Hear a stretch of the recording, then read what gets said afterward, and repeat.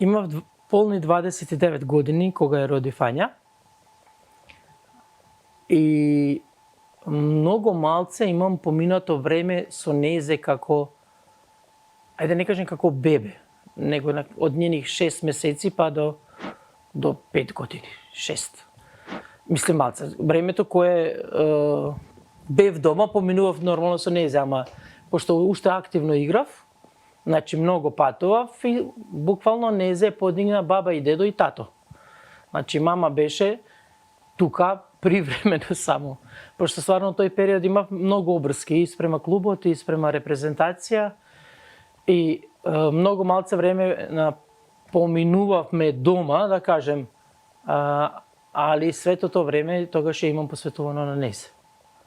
И од таа причина, кога сакав втор пат да се останам како мајка, реков кога ќе завршам со ракометна кариера, тогаш да се тоа што имам испуштено со првото дете, да го надоместам со второто. Кога открив дека сум бремена со Ања, требаше да се оди за Хрватска да се игра квалификацијна утакмица за Европско во Норвешка, 98.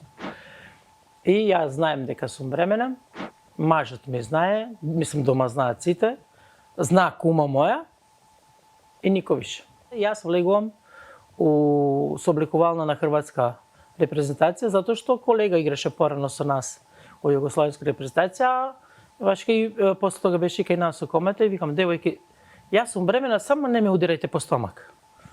Викам да изиграм ово. На противниците им го кажувате, на хрватските, да. И девојчиња викаат, не, мислам тама работа. И тече надпревар, тече. И све во ред, негде 50 и некоја минута, пивот мене кај njena се врти и ме удара со лакат у стомак. И ја паѓам долу. Значи, прв пат бремена, не знаеш што се случува, не знаеш, додуше и доктор знаеш. И јас паѓам и доктор доаѓа, доктор Зоки, го поздравам, и ме зима овако и ме носи надвор и вика, ми скрати 10 години од живот. И ја му викам, докторе, ми се смањи болката, викам, пуштај ме назад да влезем на терен, викам, они дома мои ќе умрат сите. Зошто ве нема? Зошто ме нема, зошто играм, значи нешто се случува. Завршува надпревар, јас му викам на тренер, ја и ти утре од оваа страна на линија. И ме гледа.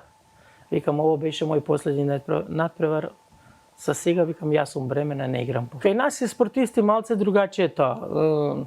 Некој нарочно останува бремен, например, пред светски олимписки игри, вика дека тогаш жената добива некоја сила, некоја снага, нешто.